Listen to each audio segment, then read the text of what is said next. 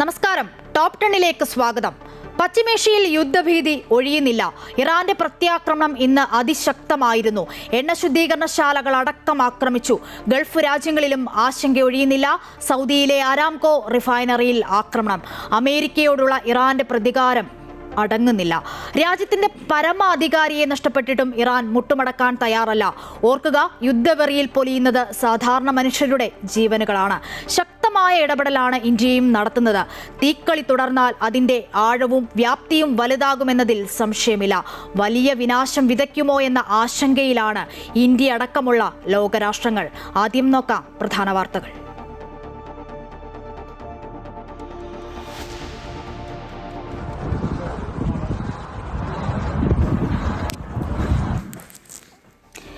ഇറാനിൽ അതിശക്തമായ ആക്രമണം തുടർന്ന് ഇസ്രായേലും അമേരിക്കയും. ടെഹ്റാനിൽ സ്ഫോടന പരമ്പര. ഇറാനിൽ മരണം 555. ഖമനേയിയുടെ ഭാര്യ മരിച്ചെന്ന് ഇറാൻ മാധ്യമങ്ങൾ. നദാൻസ് ആണവ നിലയം അമേരിക്ക ആക്രമിച്ചെന്ന് ഇറാൻ ഐക്യരാഷ്ട്രസഭയിൽ. തെളിവില്ലെന്ന് അന്താരാഷ്ട്ര ആണവോർജ്ജ ഏജൻസി. സമാധാന ചർച്ചയ്ക്ക് തയ്യാറാകാതെ ഇറാൻ. ലക്ഷ്യം കാണും വരെ സൈനിക നടപടിയെന്ന് ഡൊണാൾഡ് ട്രംപ്.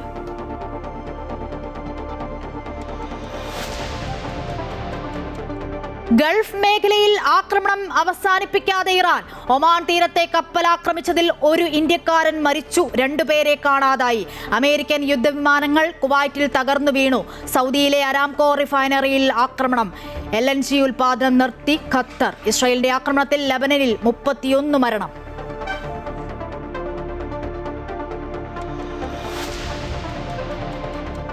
ഇന്ത്യക്കാരുടെ സുരക്ഷയിൽ അതീവ ആശങ്ക അറിയിച്ച് കേന്ദ്രം. ഇസ്രായേൽ പ്രധാനമന്ത്രി ബെന്യാമിൻ നെതന്യാഹുവിനെ ഫോണിൽ വിളിച്ച് മോദി ആശങ്ക അറിയിച്ചു. UAE-യിലെ ആക്രമണത്തിൽ അപലപിച്ചു മോദി. ഗൾഫ് രാജ്യങ്ങളിലെ SSLC +2 പരീക്ഷകൾ മാറ്റി. പുതിയ തീയതികൾ പിന്നീട് പ്രഖ്യാപിക്കും. വ്യോമഗതാഗതം ഭാഗികമായി തുറന്ന് UAE.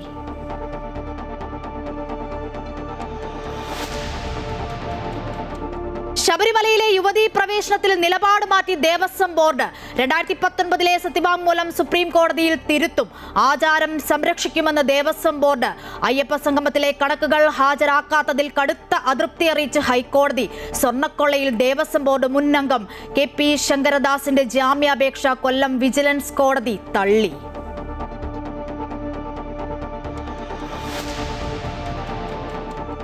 നിയമസഭാ തിരഞ്ഞെടുപ്പിൽ M സ്വരാജിന്റെയും MM മണിയുടെയും പേരുകൾ വെട്ടി CPM.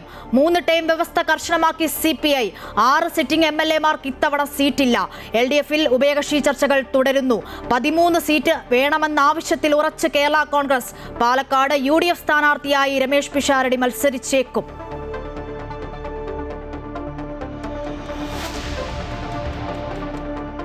$17,000 കോടി രൂപയുടെ യുറേനിയം വിതരണ കരാറിൽ ഒപ്പുവെച്ച് ഇന്ത്യയും കാനഡയും.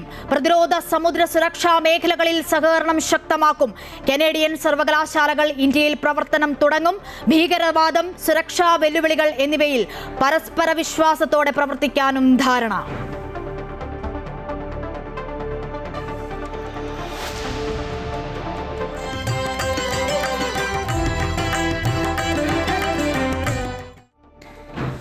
പൊങ്കാലയർപ്പിക്കാൻ ഭക്തലക്ഷങ്ങൾ അനന്തപുരിയിലേക്ക്. ആറ്റുകാൽ പൊങ്കാല നാളെ. ചോറ്റാനിക്കര ദേവീക്ഷേത്രത്തിൽ മകം തൊഴുത് 10,000.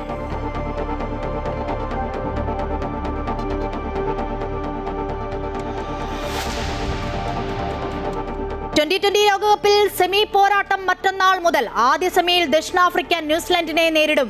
ഇന്ത്യ-ഇംഗ്ലണ്ട് 2ാം സെമി വ്യാഴാഴ്ച. സെമി കാണാതെ പുറത്തായ പാക് ടീമിനെതിരെ നടപടികളുമായി പാകിസ്ഥാൻ ക്രിക്കറ്റ് ബോർഡ്. ഓരോ താരത്തിനും 16 ലക്ഷം രൂപ വീതം പിഴ ചുമത്തും.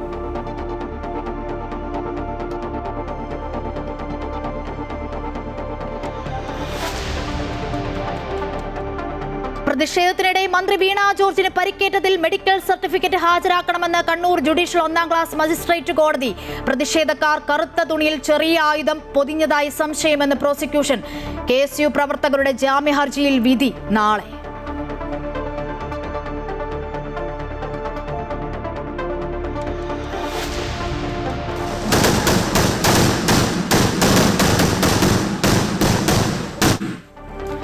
Story of the day. ഉയർന്നു കേൾക്കട്ടെ സ്നേഹശബ്ദങ്ങൾ.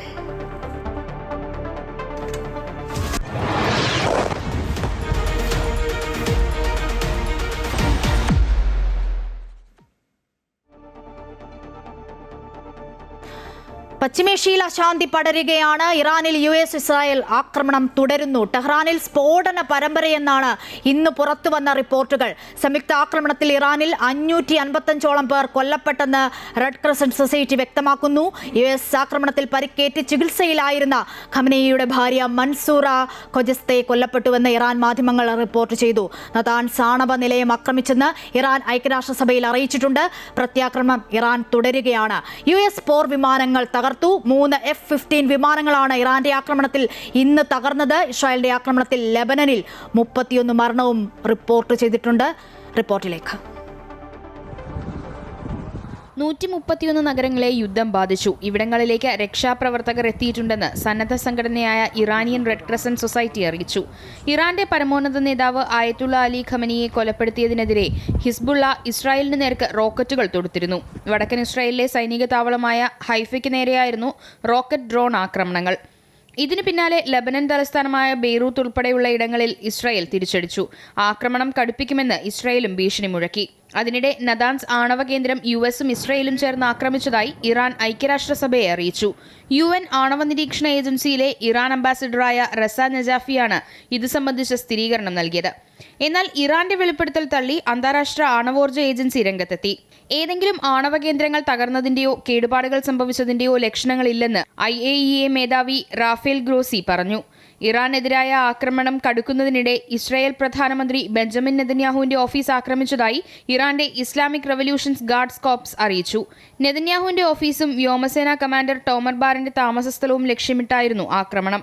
ഇറാനിൽ വികസിപ്പിച്ച ഖൈബാർ ബാലിസ്റ്റിക് മിസൈലാണ് ആക്രമണത്തിന് ഉപയോഗിച്ചതെന്നും IRGC വ്യക്തമാക്കി. എന്നാൽ ഇറാന്റെ അവകാശവാദം തള്ളി അന്താരാഷ്ട്ര മാധ്യമങ്ങൾ രംഗത്തെത്തി. News desk Amrita news. ഇറാനിൽ ആക്രമണം കടുപ്പിക്കുമെന്ന് അമേരിക്കൻ പ്രതിരോധ സെക്രട്ടറി വ്യക്തമാക്കുന്നു. മിഡിൽ ഈസ്റ്റിൽ സൈനിക ശേഷി വർദ്ധിപ്പിക്കും. ഇറാനെതിരെ നിലപാട് കടുപ്പിച്ച് യൂറോപ്യൻ രാഷ്ട്രങ്ങൾ രംഗത്തെത്തിയിട്ടുണ്ട്. സമാധാന ചർച്ചയ്ക്ക് തയ്യാറാകാതെ ഇറാൻ മുൻപോട്ട് പോകുമ്പോൾ ലക്ഷ്യം കാണും വരെ സൈനിക നടപടിയെന്നാണ് അമേരിക്കൻ പ്രസിഡന്റ് ഡൊണാൾഡ് ട്രംപ് വ്യക്തമാക്കുന്നത്. വലിയ സൈനിക ശക്തിയൊന്നും ഇറാന്റെ പക്കലില്ല എന്ന് നമുക്കറിയാം. വലിയ പ്രതിരോധം തീർക്കുക പ്രയാസവുമാണ്. കണ്ണും പൂട്ടി അടിക്കുകയാണ് ഇറാൻ. ചർച്ചയില്ല, അടിക്ക് തിരിച്ചടി തുടരുന്നു ഇറാൻ. സർവനാശമെന്ന് ഇസ്രായേലും വ്യക്തമാക്കുന്നു. വിവരങ്ങൾ ഇന്റർനാഷണൽ ഡെസ്കിൽ നിന്നും ബിനീഷ് കൊട്ടാരത്തിൽ നൽകും. ബിനീഷ്, നമ്മൾ സൂചിപ്പിച്ച പോലെ തന്നെ, അല്ലെങ്കിൽ നമ്മൾ ഈ റിപ്പോർട്ടിലൊക്കെ കണ്ട പോലെ തന്നെ ഇറാനിൽ നിന്നും ഇങ്ങനെ ഒരു തിരിച്ചടി അമേരിക്കയും ഇസ്രായേലും പ്രതീക്ഷിച്ച് കാണുമോ? ഉറക്കം നഷ്ടപ്പെട്ടിരിക്കുന്ന മലയാളികളായ നിരവധി ഇന്ത്യക്കാരടക്കമുള്ള പ്രവാസികൾ ഉണ്ട് ഗൾഫ് മേഖലയിൽ അടക്കം എന്നുള്ളത്. ഇന്ന് എന്തൊക്കെയാണ് സംഭവിച്ചത്? ഏറ്റവും പുതിയ വിവരങ്ങൾ എന്തൊക്കെ? അശ്വതി, അമേരിക്കയും ഇസ്രയേലും ഇറാനും നിലപാട് കടുപ്പിക്കുന്നു എന്നതാണ് ഏറ്റവും ശ്രദ്ധേയമായ കാര്യം. അങ്ങനെ അവർ നിലപാട് കടുപ്പിക്കുന്നതോടുകൂടി പശ്ചിമേഷ്യ അശാന്തിയിലേക്ക് മാറുന്നു. യുദ്ധം കൂടുതൽ ശക്തമാകുന്നു, വ്യാപിക്കുന്നു എന്നതാണ് ഏറ്റവും ദുഃഖകരമായ കാര്യം. നമുക്കറിയാം, അമേരിക്ക സർവ്വസന്നാഹങ്ങൾ ഉപയോഗിച്ചുകൊണ്ട് തന്നെയാണ് ഇറാനെ ആക്രമിച്ചുകൊണ്ടിരിക്കുന്നത്. അമേരിക്കയുടെ B-2B വിമാനങ്ങൾ ഇറാന് മുകളിലൂടെ പറന്ന് ഇറാനിൽ വലിയ നാശനഷ്ടങ്ങൾ ഉണ്ടാക്കിയിരിക്കുന്നു. അവരുടെ ആണവ കേന്ദ്രങ്ങളിൽ ആക്രമിക്കുന്നു. ടെഹ്റാനിൽ വ്യാപകമായ കാർപ്പറ്റ് ബോംബിംഗ് നടത്തുന്നു. അതുപോലെ തന്നെ അവരുടെ മിസൈൽ ശേഖരം ആക്രമിക്കുന്നു. അങ്ങനെ ഇറാന് മേൽ വലിയ പ്രഹരം അമേരിക്കയും ഇസ്രയേലും സംയുക്തമായി ഏൽപ്പിക്കുമ്പോൾ ഇറാന് തിരിച്ചടിക്കാതെ മറ്റു മാർഗങ്ങളൊന്നും മുന്നില്ല. പക്ഷേ ആ തിരിച്ചടികളെല്ലാം തന്നെ ഗൾഫ് മേഖലകളിലേക്കാണ് എന്നതാണ് ഏറ്റവും ശ്രദ്ധേയമായ കാര്യം. ആദ്യഘട്ടത്തിൽ ഇറാൻ ഗൾഫ് മേഖലയിലെ അമേരിക്കയുടെ വ്യോമതാവളങ്ങൾ ആണ് ലക്ഷ്യമിട്ടിരുന്നതെങ്കിൽ ഇപ്പോൾ അതിൽ നിന്നും വ്യത്യസ്തമായി ഓയിൽ റിഫൈനറികളും എണ്ണ കിണറുകളും ഓയിൽ ടാങ്കറുകളും കപ്പലുകളുമൊക്കെ ലക്ഷ്യമിടുന്നു എന്നതാണ് ഏറ്റവും ദുഃഖകരമായ കാര്യം. അങ്ങനെ ഈ ഇറാൻ്റെ തിരിച്ചടി ഇന്ത്യ അടക്കമുള്ള രാജ്യങ്ങൾക്ക് വലിയ തിരിച്ചടിയായി മാറുന്ന ഒരു സാഹചര്യത്തിലേക്ക് എത്തുന്നു. ഒപ്പം തന്നെ ഇരു വിഭാഗവും വലിയ വാശിയിൽ അല്ലെങ്കിൽ വലിയ വെല്ലുവിളികൾ നടത്തി മുന്നോട്ട് പോകുമ്പോൾ അത് യുദ്ധത്തെ കൂടുതൽ കടുപ്പിക്കുന്നു. അമേരിക്കൻ പ്രസിഡന്റ് ഡൊണാൾഡ് ട്രംപ് ഇപ്പോഴും പറയുന്നത് ഇനിയും ശക്തമായ തിരിച്ചടികളാണ് ഇറാന് വേണ്ടി ഞങ്ങൾ കരുതി വച്ചിരിക്കുന്നത്. ഇറാൻ കാണാത്ത, ഇറാൻ പ്രതീക്ഷിക്കാത്ത ഒരു ആക്രമണം ഞങ്ങൾ തുടരുകയാണ്. ഭീഷണിയാണ്. അത് വരും മണിക്കൂറുകളിൽ കൂടുതൽ ശക്തമാകുമെന്ന മുന്നറിയിപ്പാണ് ഇറാന് അമേരിക്ക നൽകുന്നതെങ്കിൽ ഇറാൻ്റെ മറുപടിയും ഒട്ടും മോശമല്ല. ഇറാൻ പറയുന്നു, ഞങ്ങളുടെ കയ്യിൽ വലിയ തോതിലുള്ള മിസൈൽ ശേഖരമുണ്ട്. ആ മിസൈൽ ശേഖരങ്ങളുടെ 5ഉം 6ഉം തലമുറകളൊക്കെ ഞങ്ങളുടെ പക്കലുണ്ട്. ഇതെല്ലാം ഉപയോഗിച്ച് ഞങ്ങൾ വലിയ ആക്രമണം നടത്തും. അതായത് ഇപ്പോൾ കടലിൽ നങ്കൂരമിട്ടുള്ള അമേരിക്കൻ നാവികസേനയുടെ വ്യൂഹങ്ങൾക്ക് നേരെയും ഇറാഖിൻ്റെ കപ്പൽ പടകൾക്ക് നേരെയും ഒക്കെ തങ്ങൾ ലക്ഷ്യമിടുന്നു. അതേ സമയത്ത് തന്നെ GCC രാജ്യങ്ങളിലേക്ക്, ഗൾഫ് രാജ്യങ്ങളിലേക്കുള്ള തങ്ങളുടെ ആക്രമണവും കടുത്തതായിരിക്കും. ഇപ്പോൾ കൂടുതലും ഡ്രോണുകൾ ഉപയോഗിച്ചാണ് GCC രാജ്യങ്ങളെ ഇറാൻ ആക്രമിക്കുന്നതെങ്കിൽ ആ ആക്രമണ രീതി ഞങ്ങൾ മാറ്റി മിസൈലുകൾ തൊടുക്കുമെന്നുള്ള ഭീഷണിയാണ്. നമുക്കറിയാം, വലിയ മിസൈൽ ശേഖരമുള്ള ഒരു രാജ്യം തന്നെയാണ് ഇറാൻ. ഇറാൻ്റെ ബാലിസ്റ്റിക് മിസൈൽ കേന്ദ്രങ്ങൾ തകർത്തുവെന്ന് അമേരിക്ക അവകാശപ്പെടുന്നുണ്ട്. എങ്കിൽ കൂടിയും എത്രമാത്രം മിസൈലുകളുടെ ശേഖരമാണ് ഇറാനുള്ളത് എന്നത് ആശങ്കപ്പെടുന്നതാണ്. അതുകൊണ്ട് തന്നെ ഇറാൻ്റെ തിരിച്ചടി വളരെ വലുതാവും. അത് അമേരിക്കയ്ക്ക് നേരെയാവില്ല, അത് GCC രാജ്യങ്ങളിലേക്ക് നേരെയാകുമെന്നതാണ് നമുക്ക് ഇന്ത്യക്കടക്കം അല്ലെങ്കിൽ മലയാളികളായ നമ്മൾക്കടക്കം ഏറ്റവും വലിയ ആശങ്ക ഉണ്ടാക്കുന്ന കാര്യം. ബിനീഷ് ഇപ്പോൾ സൂചിപ്പിച്ച പോലെ തന്നെ സാമ്പത്തികമായി വലിയ നഷ്ടമാണ് ഗൾഫ് മേഖലയിൽ അടക്കം ഉണ്ടായത് എന്നുള്ളതാണ്. ഓഹരി വിപണി കൂപ്പുകുത്തുന്ന സാഹചര്യം കഴിഞ്ഞ ദിവസങ്ങളിലൊക്കെ അത് തന്നെയാണ് കണ്ടത് എന്നുള്ളതാണ്. ഇങ്ങനെ ഈ ആക്രമണം മുന്നോട്ട് പോയാൽ നമ്മുടെ സാമ്പത്തിക അരക്ഷിതാവസ്ഥ എങ്ങനെയായിരിക്കും എന്നതുള്ളതിൽ ഒക്കെ ലോകരാഷ്ട്രങ്ങൾ ആശങ്ക രേഖപ്പെടുത്തി കഴിഞ്ഞു ഇതിനോടകം തന്നെ. അശ്വതി, ഒരു യുദ്ധവും നേട്ടങ്ങൾ കൊണ്ടുവരില്ല. അത് വലിയ നഷ്ടങ്ങൾ മാത്രമേ കൊണ്ടുവരികയുള്ളൂ. ഈ യുദ്ധവും അങ്ങനെ തന്നെയാണ്. ഇന്ത്യൻ ഓഹരി വിപണിയിലടക്കം അത് പ്രതിഫലിപ്പിക്കുന്നതിന് കാരണം നമ്മുടെ വ്യോമഗതാഗതം അല്ലെങ്കിൽ നമ്മുടെ ചരക്ക് നീക്കം ഒക്കെ ഈ പറയുന്ന മേഖലകളിൽ കൂടി തന്നെയാണ്. പശ്ചിമേഷ്യയെ ഒഴിവാക്കിക്കൊണ്ട് നമ്മുടെ വാണിജ്യമായാലും നമ്മുടെ ഗതാഗത സംവിധാനങ്ങളാണെങ്കിലും ഒന്നും തന്നെ മുന്നോട്ട് പോകുവാൻ കഴിയില്ല. മാത്രമല്ല, നമ്മൾ ഇന്ധനത്തിനായി വളരെയധികം ഈ മേഖലയെ ആശ്രയിക്കുന്നുണ്ട്. അങ്ങനെ നമ്മുടെ ഇന്ധന ലഭ്യതയ്ക്ക് കുറവ് വരുവാൻ സാധ്യമാവും. നമ്മുടെ കയറ്റുമതി മേഖലയെ ബാധിക്കും. അതുപോലെ തന്നെ വ്യവസായ വാണിജ്യ മേഖലകളിൽ ഒക്കെ തന്നെ ഇതിൻ്റെ പ്രതിഫലനം ഉണ്ടാകും. അങ്ങനെ ഒപ്പം തന്നെ ഗൾഫ് മേഖലയിലുള്ളവരുടെ തൊഴിൽ അടക്കം പ്രതിസന്ധിയിലാകും. ലക്ഷക്കണക്കിന് മലയാളികൾ പോലും ഈ ഗൾഫ് രാജ്യങ്ങളിലുണ്ട്. ഇന്ത്യക്കാരുടെ എണ്ണം അത് ദശലക്ഷങ്ങൾ കടക്കുമെന്ന കാര്യവും നമുക്കറിയാം. അങ്ങനെ എല്ലാ തരത്തിലും ഈ യുദ്ധം ഇന്ത്യയെ നേരിട്ട് തന്നെ ബാധിക്കുമെന്ന കാര്യം വ്യക്തമാണ്. അതുകൊണ്ട് തന്നെയാണ് ഓഹരി വിപണിയിൽ അത് അടക്കം അതിൻ്റെ ഒരു പ്രതിഫലനം ഉണ്ടാകുന്നത്. എന്നാലും യുദ്ധം എത്രയും പെട്ടെന്ന് അവസാനിച്ചില്ലെങ്കിൽ വലിയ നഷ്ടം ലോകത്തിനുണ്ടാകും. പശ്ചിമേഷ്യയ്ക്ക് വലിയ നഷ്ടമുണ്ടാകും. ഒരുപക്ഷെ പശ്ചിമേഷ്യയുടെ പൂർണ്ണമായ തകർച്ചയിലേക്ക് ഈ രീതിയിൽ കാര്യങ്ങൾ മുന്നോട്ട് പോയാൽ ഉണ്ടാകുമെന്ന കാര്യത്തിൽ സംശയമില്ല. തുടക്കത്തിൽ 4 ദിവസം കൊണ്ട് യുദ്ധം അവസാനിപ്പിക്കും അല്ലെങ്കിൽ ആക്രമണം അവസാനിപ്പിച്ച് ഇറാനെ കീഴടക്കി കാര്യങ്ങൾ തങ്ങളുടെ പരിധിയിലേക്ക് കൊണ്ടുവരുമെന്ന് പ്രഖ്യാപിച്ച ട്രംപിനും അതുപോലെ തന്നെ ഇസ്രയേലിനുമൊക്കെ ഇപ്പോൾ 4 ആഴ്ച എന്നതിലേക്ക് അത് തിരുത്തേണ്ടി വന്നിരിക്കുന്നു. അതായത് യുദ്ധം പെട്ടെന്ന് തീരില്ല എന്ന സൂചനയാണ് നൽകുന്നത്. ഇറാൻ്റെ ഭാഗത്തുനിന്നും വിട്ടുവീഴ്ചകൾക്കും തയ്യാറാകുന്നില്ല. ഇറാനിലെ ആണവായുധം പൂർണ്ണമായും ഒഴിവാക്കി അവ പരിശോധിക്കുവാനുള്ള അവസരം ഒരുക്കണമെന്നുള്ളതാണ് അമേരിക്കയും ഇസ്രയേലും ആവശ്യപ്പെടുന്നത്. എന്നാൽ അങ്ങനെ ഒരു ആത്മാഭിമാനം പണയപ്പെടുത്തുവാൻ ഇസ്രയേൽ തയ്യാറാവാത്ത ഒരു സാഹചര്യവും ഈ യുദ്ധത്തെ മുന്നോട്ട് കൊണ്ടുപോവുകയാണ് അശ്വതി. ശരി, അതുതന്നെയാണ്. സമാധാനം അകലെയോ എന്നതാണ് ആശങ്ക വർദ്ധിപ്പിക്കുന്ന സാഹചര്യമാണുള്ളത്. ഇറാനിൽ ആക്രമണം കടുപ്പിക്കുമെന്ന് അമേരിക്കൻ പ്രതിരോധ സെക്രട്ടറി ഇതിനോടകം തന്നെ വ്യക്തമാക്കിയിട്ടുണ്ട്. മിഡിൽ ഈസ്റ്റിൽ സൈനിക ശേഷി വർദ്ധിപ്പിക്കും, ഇറാനെതിരെ നിലപാട് കടുപ്പിച്ച് യൂറോപ്യൻ രാഷ്ട്രങ്ങളടക്കം രംഗത്തെത്തുന്ന സാഹചര്യമാണ്. പക്ഷേ സമാധാന ചർച്ചയ്ക്ക് പോലും തയ്യാറാകാതെ ഇറാൻ മുൻപോട്ട് പോകുകയാണ്. ഗൾഫ് മേഖലയിൽ വലിയ തിരിച്ചടിയാണ് ഉണ്ടായിട്ടുള്ളത്. വിവരങ്ങളാണ് ഇന്റർനാഷണൽ ഡെസ്കിൽ നിന്നും ബിനീഷ് കൊട്ടാരത്തിൽ നൽകിയത്.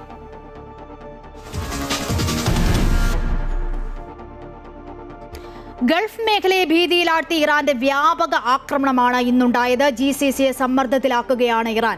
സൗദി അരാംകോ റിഫൈനറിയിൽ ഇറാൻ ആക്രമണം നടത്തുന്നു.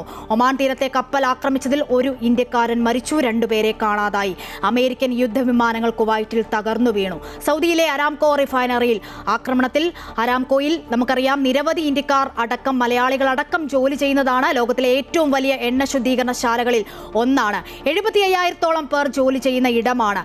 ശക്തമായ പ്രതിരോധം തീർക്കുകയാണ് ഗൾഫ് രാജ്യങ്ങൾ. ശക്തമായ താക്കീതും നൽകുന്നു. പ്രതികരിക്കാൻ തങ്ങൾക്ക് അവകാശം അവകാശമുണ്ടെന്നാണ് GCC പറയുന്നത്. ആക്രമണം തുടർന്നാൽ ഗുരുതര പ്രത്യാഘാതമെന്ന് GCC കൗൺസിൽ മുന്നറിയിപ്പ് ഇതിനോടകം തന്നെ നൽകിയിട്ടുണ്ട്. ഇന്ത്യൻ എംബസിയുടെ നിരീക്ഷണം അവിടെ ശക്തമാണ്. പ്രവാസികളോടുള്ള കരുതലിന് ഇന്ത്യ നന്ദി അറിയിച്ചിട്ടുണ്ട്. ഇതിനിടെ ആശങ്കകൾക്കിടയിലും ആശ്വാസത്തിന്റെ ചില വാർത്തകൾ ഗൾഫ് രാജ്യങ്ങളിൽ നിന്നും വരുന്നുണ്ട്. ഭാഗികമായി വിമാന സർവീസുകൾ പുനരാരംഭിക്കാൻ UAE തീരുമാനിച്ചു. അബുദാബി, ദുബായ് വിമാനത്താവളങ്ങൾ ഇത് സംബന്ധിച്ച അറിയിപ്പ് ഇതിനോടകം നൽകിയിട്ടുണ്ട്. വിവരങ്ങളുമായി മിഡിൽ ഈസ്റ്റിൽ നിന്നും ശ്രീരാജ് കൈമൾ ചേരുന്നുണ്ട്. ശ്രീരാജ്, ഞാൻ ഈ സൂചിപ്പിച്ച പോലെ തന്നെ ഇന്ന് വലിയ നാശനഷ്ടങ്ങളാണ് ഗൾഫ് മേഖലയിൽ റിപ്പോർട്ട് ചെയ്തിട്ടുള്ളത്. ഒമാൻ തീരത്തെ കപ്പൽ ആക്രമണത്തിൽ ഒരു ഇന്ത്യക്കാരൻ മരിച്ചു, 2 പേരെ കാണാതായി. വളരെ ദുഃഖകരമായ വാർത്തയാണ് ഇന്ന് ശ്രവിച്ചത്. ഒപ്പം സമാധാനത്തിനായി വീണ്ടും ഒമാന്റെ ആഹ്വാനം ഉണ്ടായിരിക്കുന്നു. പക്ഷേ ചർച്ചയ്ക്ക് തയ്യാറാകാതെ ഇറാൻ മുന്നോട്ട് പോകുന്നു. എന്തെങ്കിലും സമവായമുണ്ടാകുമോ? എന്താണ് ഒരു പ്രതീക്ഷ, ശ്രീരാജ്? അശ്വതി സൂചിപ്പിച്ചതുപോലെ തന്നെ ഈ ആശങ്കകൾക്കിടയിലുമുള്ള ഒരു സമാധാനത്തിന്റെ വിവരങ്ങൾ ആദ്യം പങ്കുവയ്ക്കാമെന്നാണ് എനിക്ക് തോന്നുന്നത്. UAE-യിൽ നിന്നുള്ള വിമാനങ്ങൾ നിയന്ത്രിതമായ രീതിയിൽ സർവീസുകൾ പുനരാരംഭിക്കുന്നു എന്നുള്ള വിവരമാണുള്ളത്. അശ്വതി നേരത്തെ പറഞ്ഞതുപോലെ ദുബായിലെ ഇന്റർനാഷണൽ എയർപോർട്ട്, അതുപോലെ അൽ മക്തൂം ഇന്റർനാഷണൽ എയർപോർട്ട്, അബുദാബിയിൽ നിന്നുള്ള അന്താരാഷ്ട്ര വിമാനത്താവളം, ഒപ്പം ഇപ്പോൾ കിട്ടുന്ന വിവരം അനുസരിച്ച് ഷാർജ വിമാനത്താവളവും ഭാഗികമായ രീതിയിൽ വിമാന സർവീസുകൾ പുനരാരംഭിക്കുമെന്ന് അറിയിച്ചിട്ടുണ്ട്. നേരത്തെ ടിക്കറ്റ് ബുക്ക് ചെയ്തവർക്കും അതുപോലെ തന്നെ വിമാനത്താവളത്തിൽ കുടുങ്ങിയവർക്കുമാണ് മുൻഗണന സ്വാഭാവികമായും ലഭിക്കുക. അത്തരത്തിലുള്ള ആളുകളെ വഹിച്ചുകൊണ്ടുള്ള വിമാനം കൊച്ചിയിലേക്കുള്ളത് പുറപ്പെട്ടു എന്നുള്ള ഇത്തിഹാദിന്റെ അബുദാബി കൊച്ചി വിമാനം പുറപ്പെട്ടു എന്നുള്ള വിവരവും നമുക്ക് ലഭിക്കുന്നുണ്ട്. രാത്രി 11 മണിക്ക് മുമ്പായി അത് കൊച്ചിയിൽ എത്തുമെന്നാണ് നമുക്ക് അറിയാൻ സാധിക്കുന്നത്. ഒപ്പം ഒമാനിലെ മസ്കറ്റിൽ നിന്നും എയർ ഇന്ത്യ എക്സ്പ്രസ് നാളെ മുതൽ സർവീസ് തുടങ്ങുമെന്ന് അറിയിച്ചിട്ടുണ്ട്. ഡൽഹി, കൊച്ചി, കോഴിക്കോട്, മംഗളൂരു, മുംബൈ, തിരുച്ചിറപ്പള്ളി എന്നിവിടങ്ങളിലേക്കുള്ള സർവീസുകളാണ് പുനരാരംഭിക്കുന്നത്. ഒമാൻ ആസ്ഥാനമായ ഒമാൻ എയറും സലാം എയറും ഷാർജയിൽ നിന്ന് മസ്കറ്റിലേക്ക് ബസ് സർവീസ് ആരംഭിച്ചിട്ടുണ്ട്. അത് UAE-യിൽ നിന്ന് പോകാൻ ആഗ്രഹിക്കുന്ന ആളുകൾക്ക് ഒമാനിലേക്കുള്ള ഓൺ അറൈവൽ വിസയുള്ള ട്രാവലിനുള്ള ടിക്കറ്റ് ഉള്ള ആളുകൾക്കുള്ള സേവനമാണ് ആരംഭിക്കുന്നത്. ഇതാണ് ഈ ഒരു ആശ്വാസത്തിന്റെ വാർത്ത എന്ന് പറയാൻ സാധിക്കുന്നത്. മറ്റൊരു പ്രധാനപ്പെട്ട കാര്യം, ഇപ്പോൾ വരുന്ന ഒരു അപ്ഡേറ്റ് അനുസരിച്ച് UAE-യും ഖത്തറും ബഹ്റൈനും സൗദി അറേബ്യയും ജോർദാനും കുവൈറ്റും അമേരിക്കയും സംയുക്തമായി ഇറാന്റെ ആക്രമണങ്ങളെ അപലപിച്ചുകൊണ്ടുള്ള ഒരു പ്രസ്താവന പുറപ്പെടുവിച്ചിട്ടുണ്ട്. മേഖലയിലുടനീളമുള്ള പരമാധികാരി രാജ്യങ്ങൾക്ക് നേരെയുള്ള ഡ്രോൺ ആക്രമണങ്ങളെ ശക്തമായി അപലപിക്കുന്നുവെന്നാണ് ഈ പ്രസ്താവനയിൽ പറയുന്നത്. രാജ്യത്തിന്റെ പരമാധികാരവും പൗരന്മാരെയും പ്രദേശത്തെയും സംരക്ഷിക്കുന്നതിന് ഒറ്റക്കെട്ടായി നിലകൊള്ളുമെന്നും ആക്രമണങ്ങളെ നേരിടാനുള്ള സ്വയം പ്രതിരോധത്തിനുള്ള അവകാശം വിനിയോഗിക്കുമെന്നാണ് പ്രസ്താവനയിൽ ചൂണ്ടിക്കാണിക്കുന്നത്. ഒപ്പം നേരത്തെ സൂചിപ്പിച്ച കാര്യമെന്ന് പറയുന്നത് ഒമാന്റെ നേരെയുള്ള ആക്രമണത്തെക്കുറിച്ചാണ്. ഒമാൻ ടാങ്കറിന് നേരെയുള്ള ആക്രമണമാണ് നമുക്ക് വേദനാജനകമായ ഒരു വാർത്ത വരുന്നത്. ഒരു തൊഴിലാളി മരിച്ചു, ഒരു ജീവനക്കാരൻ മരിച്ചു, ഇന്ത്യൻ തൊഴിലാളി മരിച്ചു എന്നുള്ള വിവരമാണ് ലഭിക്കുന്നത്. ഇന്നലെ ഉണ്ടായ ഇന്നലെയും MV സ്കൈലൈറ്റ് എന്ന ഒരു ഷിപ്പിന് നേരെ ഒരു ആക്രമണം ഉണ്ടായിരുന്നു. അതിലും ഇന്ത്യൻ തൊഴിലാളികളെ കാണാതായിട്ടുണ്ട്, തിരച്ചിലുകൾ നടത്തുന്നു എന്നുള്ള വിവരമാണ് വൈകുന്നേരത്തോടുകൂടി ഒമാനിൽ നിന്നുള്ള ഇന്ത്യൻ എംബസി അറിയിച്ചത്. മറ്റൊന്ന് പ്രധാനപ്പെട്ട കാര്യം UAE-യിൽ നിന്ന് ഇപ്പോൾ പങ്കുവെക്കാനുള്ളത്, UAE-യുടെ പ്രതിരോധ മന്ത്രാലയം ഈ ആക്രമണ ശ്രമങ്ങളുടെ വിശദാംശങ്ങൾ പുറത്തുവിട്ടിട്ടുണ്ട്. എത്രത്തോളം സർവ്വസജ്ജമായ വ്യോമ പ്രതിരോധ സംവിധാനമാണ് UAE-ക്കെന്ന് കാണിക്കുന്നതാണ് സത്യത്തിൽ ആ കണക്കുകൾ. 9 സംഘർഷം തുടങ്ങിയത് മുതൽ ഏതാണ്ട് 174 ബാലിസ്റ്റിക് മിസൈലുകൾ ഇറാൻ പ്രയോഗിച്ചു. അതിൽ 161 എണ്ണവും നിർവീര്യമാക്കാൻ UAE-ക്ക് സാധിച്ചു. 13 എണ്ണം കടലിൽ പതിച്ചുവെന്നാണ് UAE വ്യക്തമാക്കുന്നത്. 689 ഡ്രോൺ ആക്രമണ ശ്രമങ്ങളാണ് ആകെ ഉണ്ടായത്. അതിൽ 645 നിർവീര്യമാക്കി. 44 എണ്ണം രാജ്യത്തിന്റെ അതിർത്തിക്കുള്ളിൽ പതിച്ചു. ചെറിയ നാശനഷ്ടങ്ങളും ആ ആക്രമണം മൂലമുണ്ടായി. നമുക്കറിയുന്നത് പോലെ 3 മരണങ്ങളും 68 പേർക്ക് പരിക്ക് പറ്റുകയും ചെയ്തു. പക്ഷേ നമുക്ക് മനസ്സിലാക്കാൻ സാധിക്കുന്നത് എത്രത്തോളം സർവ്വസജ്ജമായ രീതിയിൽ, എത്രത്തോളം കൃത്യതയോട് കൂടിയിട്ടാണ് UAE ഈ ആക്രമണ ശ്രമങ്ങളെ പ്രതിരോധിച്ചത് എന്ന് ഇതിൽ നിന്ന് നമുക്ക് മനസ്സിലാക്കാൻ സാധിക്കുന്നുണ്ട്. മറ്റൊന്ന്, നേരത്തെ ദേശീയ വാർത്താ ചാനലുകളടക്കം റിപ്പോർട്ട് ചെയ്തതുപോലെ നമുക്കറിയുന്നത് പോലെ ശരി, അത് തന്നെയാണ്. ഗൾഫിൽ നിന്നും ആശ്വാസ വാർത്തകൾ തന്നെയാണ് വരുന്നത്. ഭാഗികമായി വിമാന സർവീസുകൾ പുനരാരംഭിക്കാൻ UAE തീരുമാനിച്ചിട്ടുണ്ട്. അബുദാബി, ദുബായ് വിമാനത്താവളങ്ങൾ ഇത് സംബന്ധിച്ച അറിയിപ്പ് നൽകിയിട്ടുണ്ട്. മിഡിൽ ഈസ്റ്റിലെ വിവരങ്ങളാണ് ശ്രീരാജ് കൈമൾ പങ്കുവച്ചത്.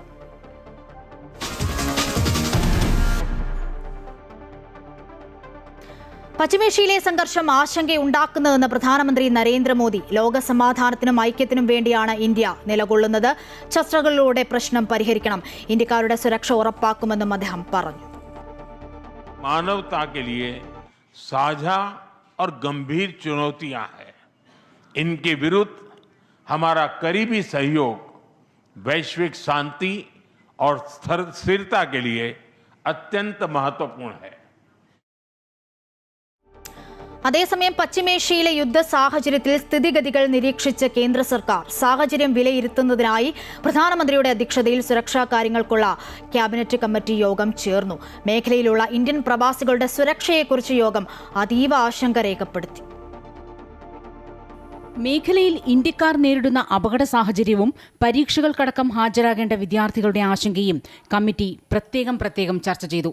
വിമാന സർവീസുകളടക്കം അനിശ്ചിതമായി റദ്ദാക്കിയത് പ്രവാസികളെ വലിയ രീതിയിൽ ആശങ്കയിലാക്കിയിട്ടുണ്ട് എന്ന് യോഗം വിലയിരുത്തി.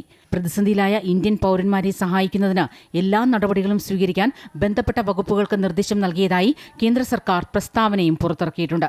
സംഘർഷങ്ങൾ എത്രയും വേഗം അവസാനിപ്പിക്കണമെന്നും നയതന്ത്ര ചർച്ചകളിലൂടെ സമാധാനം പുനഃസ്ഥാപിക്കണമെന്നും യോഗം ഇറാൻ, അമേരിക്ക, ഇസ്രയേൽ രാഷ്ട്രങ്ങളോട് ആവശ്യപ്പെട്ടു.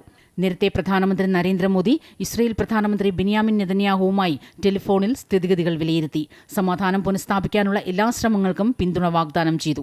UAE ഭരണാധികാരിയും ടെലിഫോണിൽ ബന്ധപ്പെട്ട് മേഖലയിലെ ലക്ഷക്കണക്കിന് വരുന്ന ഇന്ത്യക്കാർക്ക് നൽകുന്ന കരുതലിനും സുരക്ഷയ്ക്കും നന്ദി രേഖപ്പെടുത്തി.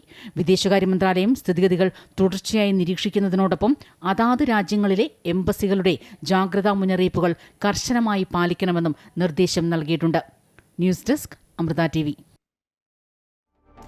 ഗൾഫ് മേഖലയിലെ SSLC ഹയർ സെക്കൻഡറി പരീക്ഷകൾ മാറ്റിയതായി വിദ്യാഭ്യാസ മന്ത്രി V. ശിവൻകുട്ടി അറിയിച്ചിട്ടുണ്ട്. SSLC മാർച്ച് 5 പരീക്ഷയും ഹയർ സെക്കൻഡറി മാർച്ച് 5, 6, 7 തീയതികളിലെ പരീക്ഷയും മാറ്റി. പുതുക്കിയ പരീക്ഷാ തീയതി പിന്നീട് അറിയിക്കും. ഗൾഫിലും കേരളത്തിലുമായി പരീക്ഷാ സെന്ററുകളിൽ എത്തിച്ചേരാനാകാതെ പ്രതിസന്ധിയിലായിരിക്കുന്ന കുട്ടികൾ എത്രയും പെട്ടെന്ന് പ്രഥമ അധ്യാപകർ വഴി പൊതുവിദ്യാഭ്യാസ ഡയറക്ടർക്ക് അപേക്ഷ നൽകേണ്ടതാണെന്നും അപേക്ഷയുടെ മെറിറ്റ് പരിശോധിച്ച് അനുകൂലമായ തീരുമാനം കൈക്കൊള്ളുമെന്നും മന്ത്രി അറിയിച്ചു. പ്രവാസികൾക്ക് ആശ്വാസം. ഗൾഫ് മേഖലയിൽ കുടുങ്ങിയവരുമായി ഉള്ള വിമാനങ്ങൾ ഇന്ത്യയിൽ എത്തിത്തുടങ്ങി. അബുദാബിയിൽ നിന്നുമുള്ള വിമാനങ്ങളാണ് 9:30 കൊച്ചിയിലും ഡൽഹിയിലുമായി എത്തിയത്. But it was okay. The government was cooperative. They were intercepting everything. There were being alerts sent. So overall, it is a little bit scary. But then we were safe. At the airport, it was all clear, so it was the only flight that was taking off today, so that's how we came. So പശ്ചിമേഷ്യൻ മേഖലയിൽ Iran ആക്രമണം തുടരുന്നതിനിടയിൽ കൊല്ലം തുറമുഖത്ത് കപ്പൽ നങ്കൂരമിട്ടു. ഹോങ്കോങ്ങിൽ നിന്നും Saudi അറേബ്യയിലേക്ക് പോകുകയായിരുന്ന of shore supply vessel ആണ് കൊല്ലം തുറമുഖത്ത് നങ്കൂരമിട്ടത്. യാത്രാ പ്രതിസന്ധി നേരിട്ടതോടെ കപ്പൽ കമ്പനി പോർട്ട് അധികൃതരുടെ സഹായം തേടുകയായിരുന്നു.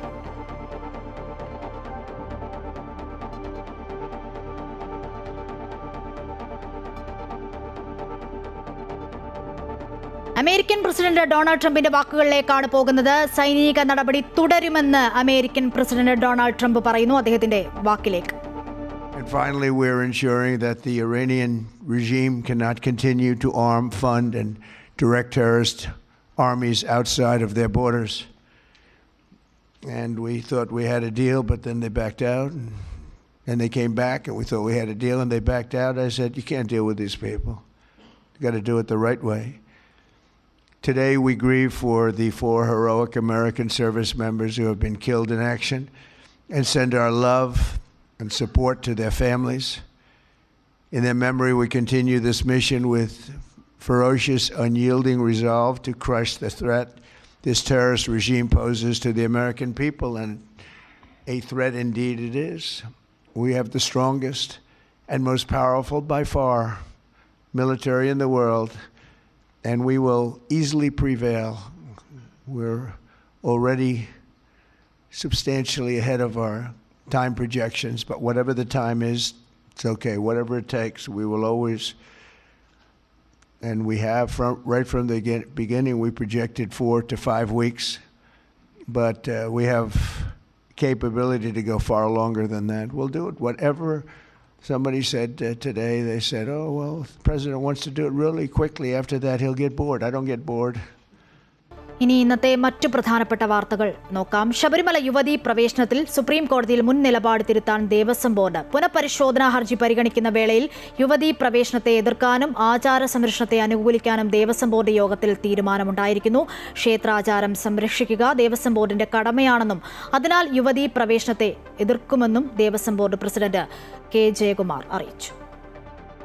ശബരിമല യുവതീ പ്രവേശനത്തിലെ പുനഃപരിശോധനാ ഹർജിയിൽ മാർച്ച് 14-നകം സംസ്ഥാനം നിലപാടറിയിക്കണമെന്നാണ് സുപ്രീം കോടതിയുടെ നിർദ്ദേശം. ഈ സാഹചര്യത്തിലാണ് ദേവസ്വം ബോർഡ് യോഗം ചേർന്ന് തീരുമാനമെടുത്തത്. ആചാര സംരക്ഷണത്തിനും വിശ്വാസ സംരക്ഷണത്തിനും ഒപ്പം നിൽക്കണമെന്ന നിലപാടാണ് ബോർഡ് യോഗത്തിലുണ്ടായത്. ഇതുപ്രകാരം 2018 യുവതീ പ്രവേശന വിധിയെ ദേവസ്വം ബോർഡ് പിന്തുണയ്ക്കില്ല. ആചാര സംരക്ഷണത്തിന് ഒപ്പം നിൽക്കുമെന്ന് സുപ്രീം കോടതിയെ അറിയിക്കും. തിരുവിതാംകൂർ ദേവസ്വം ബോർഡ് രൂപീകരിച്ചിരിക്കുന്നതും ആ നിയമം അനുസരിച്ചും ക്ഷേത്രങ്ങളെയും ക്ഷേത്രാചാരങ്ങളെയും പരിരക്ഷിക്കുക എന്നുള്ളതാണ്. അതുകൊണ്ട് തന്നെ ഇന്ന് സുപ്രീം കോടതിയിൽ നിലവിലുള്ള ആ ഉത്തരവിന് കണ്ടസ്റ്റ് ചെയ്യുക എന്നുള്ളത് തന്നെയാണ് നമ്മുടെ തീരുമാനം. അവിടെ കാലാകാലങ്ങളിലായിട്ട് നിലവിൽ നിന്ന് സ്ത്രീ പ്രവേശനത്തെ സംബന്ധിക്കുന്ന ആചാരങ്ങൾ നിലനിർത്തുക എന്നുള്ളതാണ് ബോർഡിൻ്റെ സുചിന്തിതമായ അഭിപ്രായം. അത് കോടതിയെ അറിയിക്കാൻ മാർച്ച് 14 മുമ്പ് അറിയിക്കണം. യുവതീ പ്രവേശന വിധി പുനഃപരിശോധിക്കേണ്ട ആവശ്യമില്ല എന്നായിരുന്നു 2020 ദേവസ്വം ബോർഡ് അഭിഭാഷകൻ സുപ്രീം കോടതിയിൽ സ്വീകരിച്ച നിലപാട്. എന്നാൽ അതിൽ നിന്ന് വ്യത്യസ്തമായ നിലപാടാണ് ഇപ്പോൾ ദേവസ്വം ബോർഡ് സ്വീകരിക്കുന്നത്. 2018 യുവതീ പ്രവേശനം അനുവദിച്ചുകൊണ്ടുള്ള സുപ്രീം കോടതി വിധി നടപ്പാക്കാൻ ശ്രമിച്ച സർക്കാരിനേറ്റ രാഷ്ട്രീയ തിരിച്ചടിയും അതിന്റെ പ്രകമ്പനവും ഇപ്പോഴും കെട്ടടങ്ങിയിട്ടില്ല. ഈ സാഹചര്യത്തിലാണ് മറ്റൊരു തിരഞ്ഞെടുപ്പ് വേളയിൽ അതിനിർണായക വിഷയത്തിൽ കരുതലോടെ നിലപാടെടുക്കുന്നത്. അമൃത ന്യൂസ്, തിരുവനന്തപുരം. അയ്യപ്പ സംഗമത്തിന്റെ കണക്കുകൾ നേരിട്ട് പരിശോധിക്കുമെന്ന് ഹൈക്കോടതി. കണക്കുകളും രേഖകളും ഹാജരാക്കാത്തതിൽ കോടതി കടുത്ത അതൃപ്തി രേഖപ്പെടുത്തി. സ്വകാര്യ ഓഡിറ്ററുടെ സ്ഥാപനമായ വിജയൻ അസോസിയേറ്റ്സിനെ കക്ഷി ചേർത്തിട്ടുണ്ട്. കണക്കും രേഖകളും കോടതിയിൽ എത്തിക്കണമെന്ന് ഓഡിറ്റർക്ക് നിർദ്ദേശം നൽകി.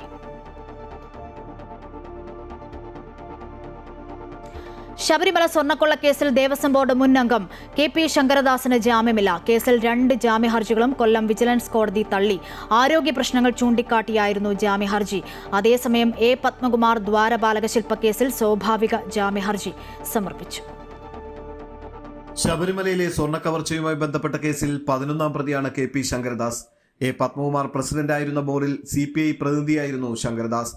അറസ്റ്റിനെ തുടർന്ന് റിമാൻഡിൽ കഴിയവെയാണ് ഇരു കേസുകളിലും ജാമ്യഹർജി സമർപ്പിച്ചത്. ഇരുവാദങ്ങളും കേട്ട ശേഷം പ്രതിയുടെ മെഡിക്കൽ റിപ്പോർട്ടും കോടതി പരിശോധിച്ചിരുന്നു. പ്രതിക്ക് നിലവിൽ ജാമ്യം നൽകേണ്ടതില്ലെന്ന നിലപാടിലാണ് കോടതി. കട്ടിളപ്പാളി കേസിലും ദ്വാരപാലക കേസിലും KP ശങ്കരദാസ് സമർപ്പിച്ച ജാമ്യഹർജികൾ വിജിലൻസ് കോടതി തള്ളുകയായിരുന്നു. അതേസമയം ദേവസ്വം മുൻ പ്രസിഡന്റ് പത്മകുമാർ ദ്വാരപാലക ശില്പക്കേസിൽ സ്വാഭാവിക ജാമ്യഹർജിയുമായി കോടതിയെ സമീപിച്ചു. ജാമ്യഹർജി നാളെ വിജിലൻസ് കോടതി പരിഗണിക്കും. SIT കുറ്റപത്രം സമർപ്പിക്കാത്തതിനാൽ നേരത്തെ കട്ടിളപ്പാളി കേസിൽ പത്മകുമാറിന് സ്വാഭാവിക ജാമ്യം ലഭിച്ചിരുന്നു. ദ്വാരപാലക ശില്പക്കേസിലും സ്വാഭാവിക ജാമ്യം ലഭിച്ചാൽ പത്മകുമാറും ഉടൻ ജയിൽ മോചിതനാകും. കേസിൽ മുഖ്യപ്രതി ഉണ്ണികൃഷ്ണൻ പോറ്റി ഉൾപ്പെടെ ഇതുവരെ 7 പ്രതികളാണ് ജാമ്യം നേടി ജയിലിന് പുറത്തിറങ്ങിയത്. അമൃത ന്യൂസ്, കൊല്ലം. ശബരിമല യുവതീ പ്രവേശനം എതിർത്ത് ദേവസ്വം ബോർഡ് സത്യവാങ്മൂലം നൽകുന്ന തീരുമാനത്തെ അഭിനന്ദിക്കുകയാണ് വേണ്ടതെന്ന് SNDP യോഗം ജനറൽ സെക്രട്ടറി വെള്ളാപ്പള്ളി നടേശൻ. തെറ്റുതിരുത്താൻ തയ്യാറായെങ്കിൽ നല്ലൊരു കാര്യമാണെന്നും ശബരിമലയെ സംബന്ധിച്ച് ആചാരാനുഷ്ഠാനങ്ങൾ അതുപോലെ തുടരുന്നതാണ് നല്ലതെന്നും അദ്ദേഹം പറഞ്ഞു. നായർ ഈഴവ ഐക്യവുമായി ബന്ധപ്പെട്ട് താൻ ആരെയും വേദനിപ്പിച്ചിട്ടില്ല എന്നും തുറന്ന മനസ്സോടെയാണ് അതിൽ ഇടപെട്ടതെന്നും വെള്ളാപ്പള്ളി കൊച്ചിയിൽ പറഞ്ഞു. ജഡ്ജ്മെന്റ് വന്നപ്പോഴേ ഞാൻ പറഞ്ഞത് നിരാശാജനകമാണ്. സ്ത്രീകൾ യുവതീ പ്രവേശനം ഒരിക്കലും അനുവദിച്ചുകൂടാ. അഥവാ അനുവദിച്ചാൽ തന്നെ യുവതികളാരും പ്രവേശിക്കരുത്, യുവതികൾ പ്രവേശിക്കുകയില്ല എന്ന് ഞാൻ വിശ്വസിക്കുന്നു.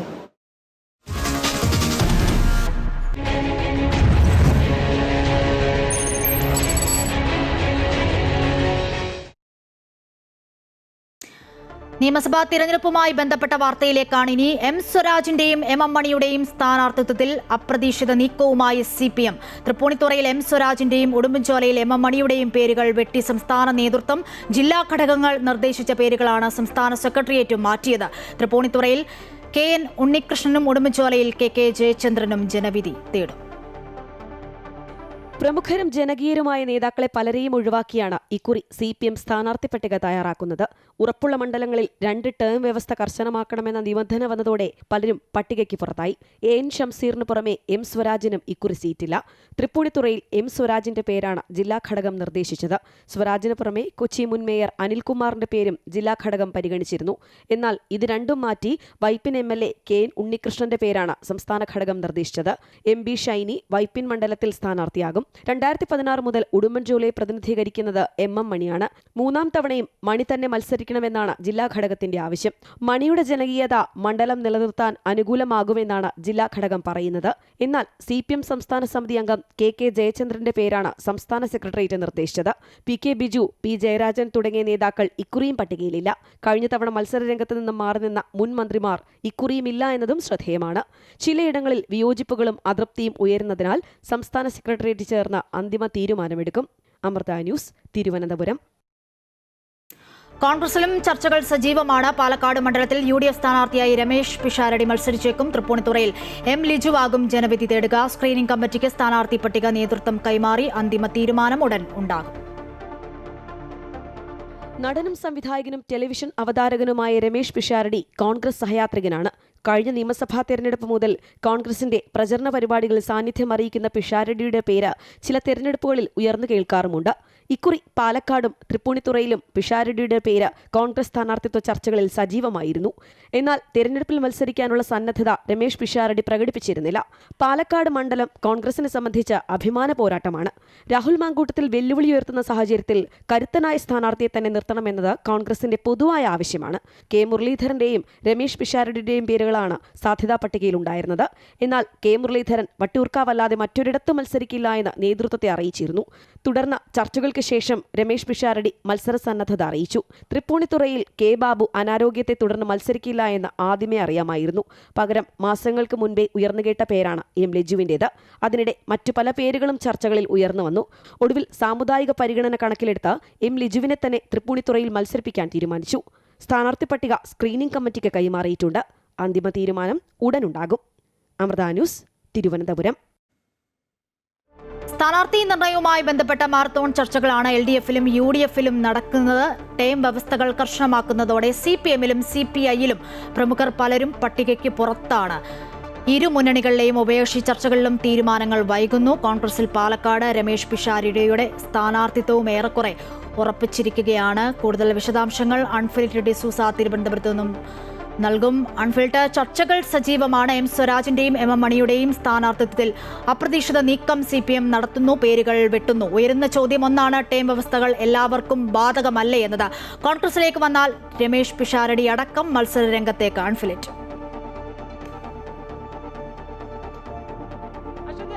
മാരത്തോൺ ചർച്ചകളാണ് CPMലായാലും കോൺഗ്രസിലായാലും സ്ഥാനാർത്ഥി നിർണയത്തെ ചൊല്ലി നടക്കുന്നത്. എത്രയും വേഗം, അതായത് ഒരാഴ്ചയ്ക്കുള്ളിൽ തന്നെ ഒന്നാം ഘട്ട സ്ഥാനാർത്ഥികളെ പ്രഖ്യാപിക്കാൻ തന്നെയാണ് ഇരു മുന്നണികളും തീരുമാനിച്ചിരിക്കുന്നത്. ഇതിൽ ഏറ്റവും അധികം ഒരു ഞെട്ടിക്കുന്ന തീരുമാനങ്ങളൊക്കെ ഉണ്ടായിരിക്കുന്നത് CPMന്റെ ഭാഗത്തു നിന്നാണ്. കാരണം പ്രമുഖരെയും യുവാക്കളെയും ഒക്കെ ജനകീയരായ നേതാക്കളെയൊക്കെ തന്നെ മാറ്റി നിർത്തിക്കൊണ്ടുള്ള ഒരു സ്ഥാനാർത്ഥി പട്ടിക നിർണയത്തിലേക്കാണ് CPM കടന്നിരിക്കുന്നത്. അതിൽ M സ്വരാജും AN ഷംസീറും ഉൾപ്പെടെയുള്ള പ്രമുഖർ ആരും തന്നെ പട്ടികയിലില്ല എന്നത് എടുത്തു പറയേണ്ടതാണ്. അതിൽ CPMന്റെ നമ്മൾ പ്രതീക്ഷിച്ചിരുന്നതാണ്. CPM ഭരണത്തിൽ വന്നാലും പ്രതിപക്ഷത്തായാലും പാർട്ടിയുടെ നാവായി നിയമസഭയിൽ ഉണ്ടാകുമെന്ന് കരുതിയിരുന്നവരാണ് M സ്വരാജും അതോടൊപ്പം തന്നെ AN ഷംസീറും ഒക്കെ. ഇവരൊക്കെ തന്നെയും ഈ ടേം വ്യവസ്ഥ കർശനമാക്കുന്നതിന്റെ ഭാഗമായി ഇവരെയൊക്കെ ഒഴിവാക്കിയുള്ള ഒരു പട്ടികയാണ് വന്നിരിക്കുന്നത്.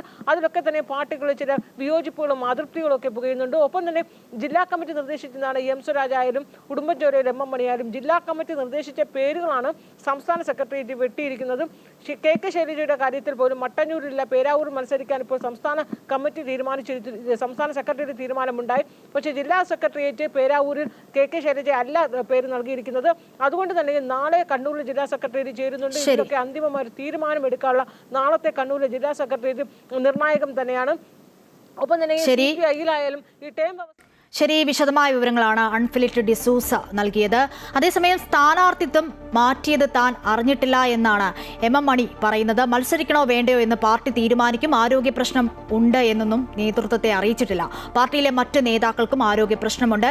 ഇടുക്കി ജില്ലയിൽ CPMൽ നിന്നും മന്ത്രിയായ ഏകയാൾ താനാണ്. മത്സരം കടുപ്പമാകുമോ എന്ന് ജയചന്ദ്രനോട് ചോദിക്കണം. സ്ഥാനാർത്ഥിയാക്കിയില്ലെങ്കിലും വിഷമമില്ല എന്നും MM മണി ഇടുക്കി വണ്ടൻമേട്ടിൽ പറഞ്ഞു.